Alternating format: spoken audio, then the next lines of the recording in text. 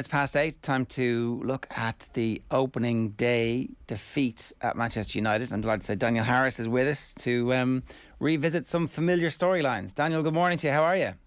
Good, thanks. Hi, everyone. How are you? The new season is the same as the old season, it turns out, with the same plot lines. Goodness me. Same characters. You've got to laugh. I mean, it's, in some ways, I guess, this was more dispiriting than anything that happened last season, especially in the second half of the season, because ultimately that was a temporary state of affairs. So you hope that the players turn it off because they know the manager's not going to be there. There'll be another one along shortly. But actually, so then for the new manager to turn up and for it to be every bit as unremittingly awful is extremely problematic. My favourite new subgenre of Twitter are the Ranić truthers who are like, well, you were pouring scorn on him last year when he was telling you the truth. You better sing his name now. He was a genius. It's like, I'm not sure.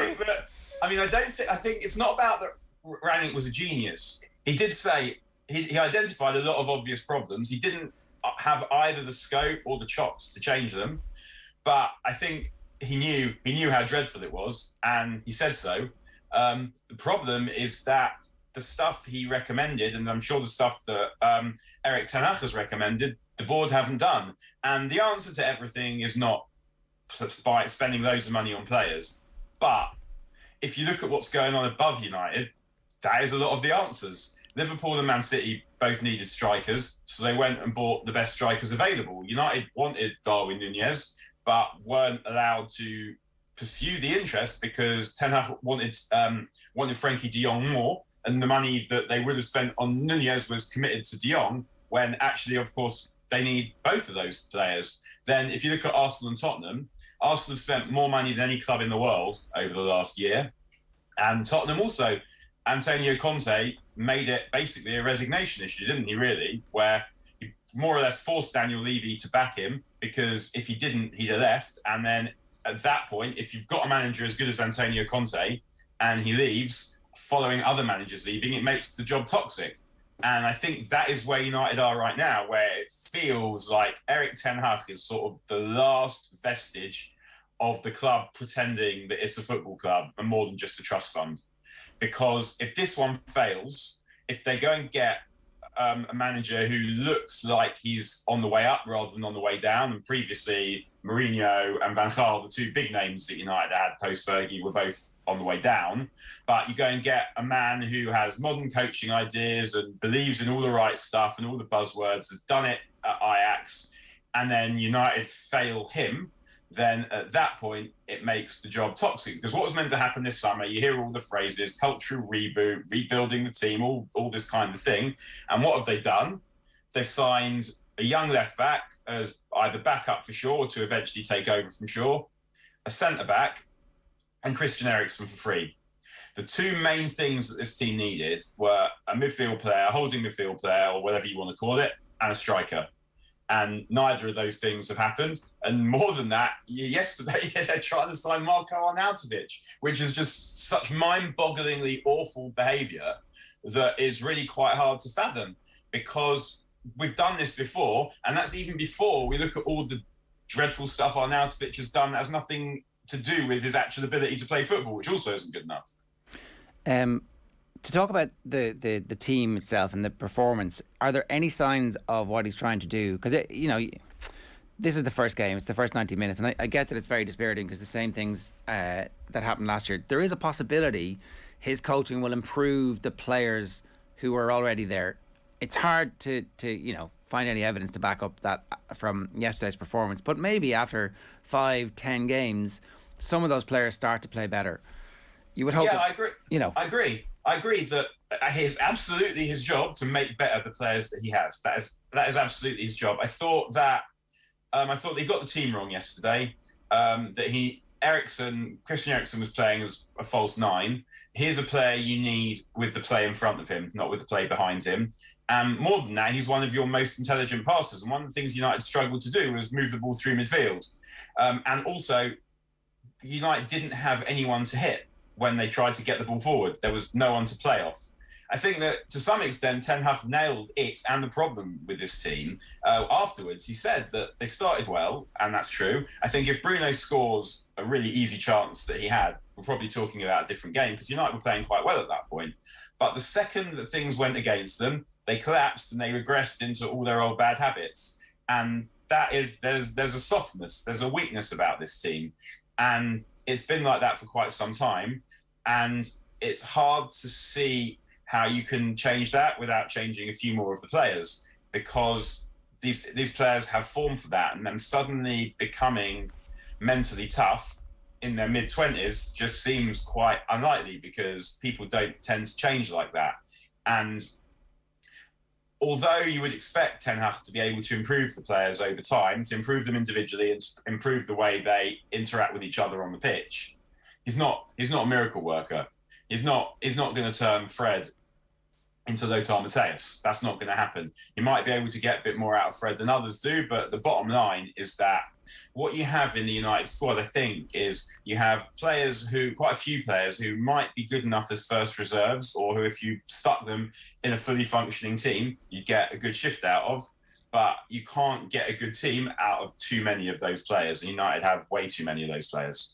Do you think that there is a possibility that Erik ten Hag now turns to those above him at the football club and says, look, this is what we are now dealing with? I mean, Avram Glazer was there yesterday to see it in all its glory. Do you think that there is that there might actually be hope at the end of this transfer window because of what happened yesterday?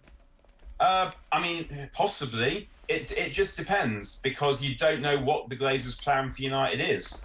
Previously, the plan hasn't really been to challenge for league titles. It's to try and get into the top four, spending as little money as possible, and then hope that something miraculous happens. But yeah, sitting there yesterday, perhaps. But I mean, these are the conversations that I'm sure have been happening for the last few weeks. I don't imagine Ten Hag has been sitting there saying, I don't need a new striker. I'm not desperate for a new striker. Now, Anthony Martial getting injured made that much more apparent. And Cristiano Ronaldo not being available made that much more apparent. But I'd be surprised if these weren't conversations that were being had, because what would have happened is someone would have sold Ten Hag a vision for the club. It might not have been the Glazers, it might have been John Murtough, it might have been Darren Fletcher, it might have been all of them. And I can't imagine that what they told him was going to be the case is now the case. I don't believe for a second that they said, we will get you a deputy left back, Sandro Martinez and Christian Eriksen for free. You can't reboot a club with that. Those players might all be good players. I mean, Tyrell Malacia looks a really good player. I can totally see why they signed him based on what I've seen from him so far. Christian Eriksen, we know, is a good player. Sandro Martinez had a dreadful first half yesterday, got a bit better, but you have to trust the manager at some point that he knows what he's bought there. But those three things are not going to turn a club that finished sixth and actually was a bit lucky to finish sixth into a club that's pushing the teams that finished above that have gone and invested again. It's just not going to happen. And I don't believe that Ten Hag waited until yesterday to say those things. I hope that what happened yesterday will focus the Glazers' minds on their need to get money out, because really that's the only thing that motivates them. They don't care about football. They don't care about United. It's just how it affects their bottom line. So I hope that what they saw yesterday made them think that, but it may well not have done. Like, I accepted this question is like a complete week one overreaction, but you mentioned Antonio Conte and his resignation issue last year. Where does Manchester United need to go to from here for this to become a resignation issue for Erik ten Hag, if what you're saying there, which is probably the truth, that he expected something different to happen over the course of the last 2 months? I think that he will know what's going on inside the club, but he may, I don't think he will make it a resignation issue, but if he did, that would give the board a question to answer, because at that point, if you get that manager and then he does one in the first 3 weeks of the season because you lied to him about what you were going to do, that doesn't look good, and finding your next manager and therefore getting your next dividends are problematic. Good content though, Daniel. It will be good content. That's what United are. They're a content provider. I said they weren't a football club anymore. They're a trust fund. But yeah, they're also a content provider. A sitcom, fast, all these many different things. There are many faces of Manchester United, and football club is not really one of them anymore. But we do need some perspective that Sandro Martinez will play better than that. Anthony Martial or Cristiano Ronaldo will play up front, and neither of them is the right man to play up front. But just having them up front will make it better. We'll let Christian Eriksen play deeper, and it will then get better. Presumably, they're not done buying players. There is something just extremely awful about spending cash money on Marko Arnautovic. I hope that doesn't happen, because partly just because of who Marko Arnautovic is, that would be the main thing, but also who is signing 32-year-old centre forwards who weren't any good to begin with to try and become a good football team? No one. And I know Ten Hag isn't a fool, and he knows the player and thinks that he'll be able to do something for him. But at the same time, it's just a ridiculous compromise. And part of me hopes that Ten Hag is playing some other game here where he's allowing it to be known that United want to sign Marko Arnautovic, so that there'll be an almighty fuss, so that they then won't do that and will then go and buy a better player. Because I think we all know that they're trying to sign Benjamin Šeško, and I've no idea whether he's any good or not. I do know that if you think that he is going to be a brilliant player, then 55 million quid is a bargain. Any transfer that works is a bargain, basically. They're worth whatever you're lucky enough to pay for that player. Isn't that the point about the Frankie de Jong thing, which has gone on so long at this stage? You'd have to assume, at some level, Manchester United believe that what he's saying about not wanting to go there isn't true, and that actually he's happy to go there, because otherwise they would have surely called off this. 100%. There's no way that Ten Hag hasn't spoken to Frankie de Jong. They know each other. They have each other's phone number. Now, Frankie de Jong, when he told Ten Hag that he was prepared to come, he might not have known that he had an option of going to Chelsea, for example, because you could just imagine Frankie de Jong watching that game yesterday thinking, and even if he had decided that he was prepared to come, the fact that Chelsea are now in for him may well have made him think, well, actually, I'm not just missing the Champions League this season. I could well be missing the Champions League next season as well. Now, he may also be thinking, hang on a sec, if I can go to Manchester United and be the main man and help them become good again, that might be quite an ego-tickling activity. That might be something that a professional athlete thinks is a challenge that they want to embrace. Like, that's not beyond the realms of possibility. But the idea of Frankie de Jong turning up to that seemed quite a fanciful one. But again, you don't know, because... What? I'm trying not to be totally reactive here and saying, well, everything's dreadful just because there was that one dreadful performance against a really excellent team who came to United, who came with a plan and executed that plan really well. So I'm trying not to be reactive. So perhaps Frankie de Jong would also not be reactive. But if he were to be watching that game or to hear about that result and think, nah, I'm not doing that, you would entirely understand why that would be the case. The only thing, your point about the 55 million being a bargain if the transfer is correct, right? It feels like there's just a gap of whatever 10, 17, whatever the outstanding wages are that could have solved the Frankie de Jong situation 2 months ago. That Manchester United wanted the player, they identified the player, the price was the price, and there's this outstanding issue of the wages which seems to be pissing everybody off. And he's like, Barcelona are going to have to sort this out, and Barcelona are too busy spending somebody else's money to notice that they could also spending Frankie de Jong's money even. Well, yeah, exactly, and venture capital firms and their fans for the next 15 years. A well-run, a paragon of financial security. But money would solve that problem from Manchester United's perspective. They would have had Frankie de Jong 2 months ago. He would have played in the pre-season. He would be in the team, and we'd be looking forward, going, okay. I still, the waste of the money that they've spent over the years, and yet they're so incapable of spending the right money at the right time sometimes. It just doesn't make any sense.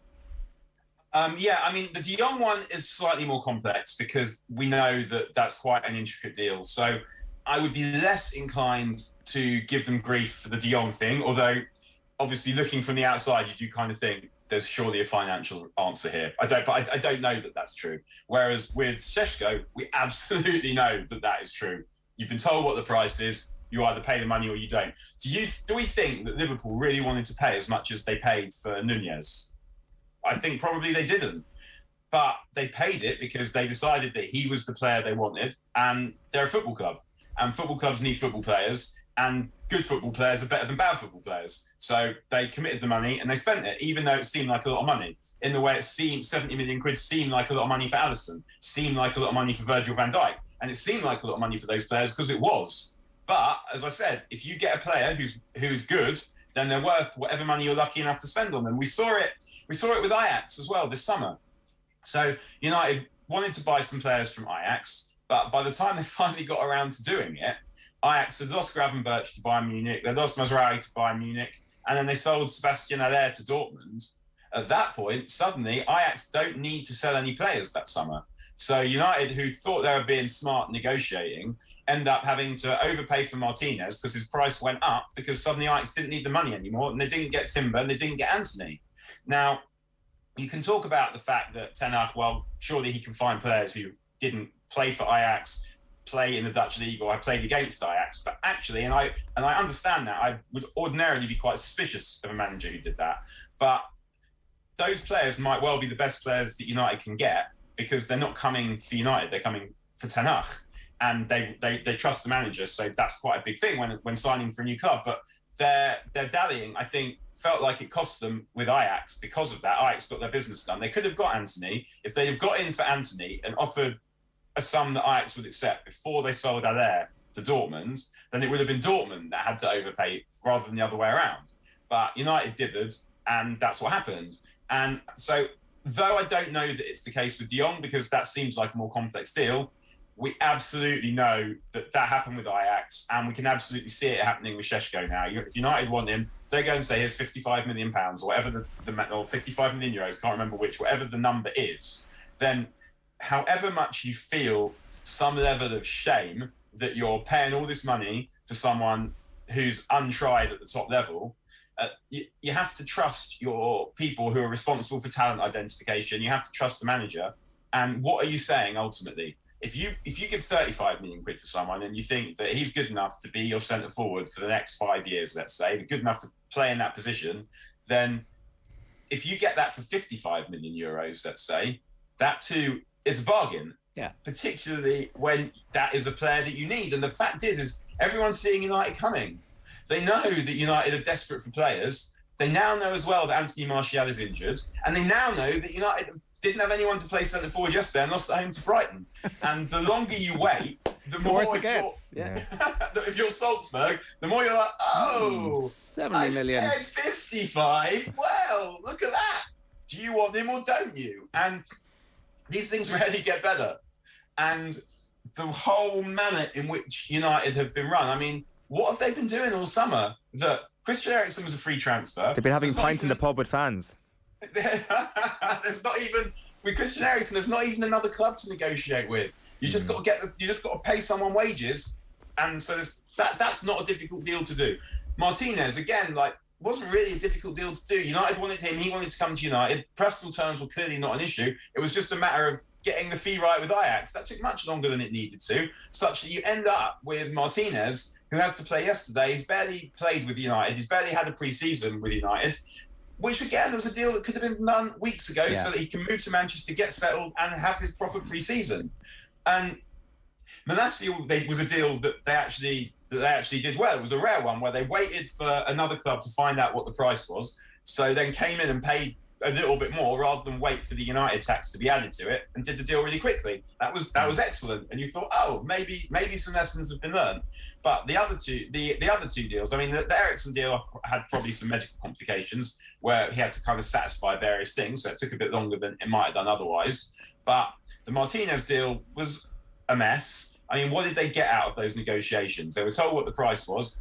They took weeks trying to get that deal done. How much less did they get the player for than they would have done otherwise? We don't know. Perhaps nothing. Yeah. And even if it was a few million quid, was it worth it to not have the player available when you needed them? And this has been a problem all the way through with the Glazers. If I remember it with Berbatov. When Berbatov signed in the summer of 2008, I'd spent the whole summer arguing with him, ended up having to kidnap him from City on deadline day. When Daniel Levy had told them what the price was weeks ago, they could have had the player, he could have moved to Manchester, he could have had pre-season where his new teammates learned how to play around him. And I always felt like that actually made a difference to the entirety of Berbatov's time at United, that he never had that time to properly settle into a team that had a pattern of playing, knew what it was doing. And he never had that. And he never quite did the things that you hoped he was going to do. And part of that was just the way that he wanted to play, was probably the wrong player at the wrong time. Yeah. But also, he just never had that time to settle in because United were spending so long haggling over a few million that they had to spend anyway. Same with Harry Maguire. Also happened with Harry Maguire. All summer, negotiating with Leicester, trying to get the price cheaper when they've been told what it was. But they'd also made it clear that Harry Maguire was the only player that the manager wanted, so there was no way that Leicester were going to back down. They didn't. United paid what he got, what they've been told the price was, but 6 weeks later, and again, you have a player who's in a rush to join and not settled because that way of going about business is not the way that you're able to go about running your business if you're Manchester United. It's Brentford away at 5:30 this Saturday, which I dare say is going to be one of the highlights of the weekend for people watching from a neutral perspective. I did want to get your take, though, on one of the other stories from yesterday as well, Daniel, which was the arrival of the human laser beam that is Erling Haaland to the Premier League. He looks amazing, doesn't he? Yeah, the world's first lab-designed goal monster. I mean, we know he's a brilliant player, and there's no way it was ever going to take very long for him to assert himself in that way, because that's what talent does. And the thing with City yesterday, the thing that was ominous is they didn't even play particularly well. West Ham were poor, so we do need to point that out. And the heat was probably quite helpful for City because City could just keep the ball. No one keeps the ball better than City. No team keeps the ball better than Pep Guardiola teams. And West Ham had to run around trying to get hold of it on the first day of the season when they're not properly match fit. So that obviously played into City's hands, and City just, as soon as, I think like the first goal was a brilliant goal because although it was obviously a penalty in the end, the pass from Gundogan and the run from Haaland had to take place in a very small amount of space, the space that was in behind the West Ham defence. The ball was perfect, the run was perfect, and the drawing of the foul was perfect. The second goal was also quite telling because at that point there was more space in behind, because what's happened is now City are in front. West Ham have actually got to try and win the game, they've got to try and get a goal. And then as soon as they push up, you've got that space in behind for Haaland to attack. And the pass from De Bruyne was brilliant, and the finish was as you expect it to be. And we're going to see a lot of that. And the thing is if you look at the number of points it's taken to win the Premier League in the last 6 seasons, 5 of those seasons are in the top 6 of points that have ever been scored in the Premier League era. And I think that Guardiola is cognizant of that because he knows that the players that win you points, and every drop point means so much now because of the points you've got to get to win the league, to the extent where Liverpool dropping points to Fulham kind of felt like a big result in the first week of the season, which is a ridiculous thing to say. But one of the reasons why Liverpool and City have bought strikers is because centre forwards are players who win you points when you wouldn't otherwise get them. And for City now to have that, people have talked a lot about the way that City play, where they've got those goals where the ball's cut back, and now they've got Haaland there to finish them off. You've got goals at the front post as well. I'm sure he's going to score a ridiculous number of goals at the front post. And also, they've now opened up that possibility for through balls, which they didn't have last season because they didn't have a centre forward. And even when they had Aguero didn't really score that many one-on-ones because he wasn't that kind of play. Aguero's more of a penalty box player.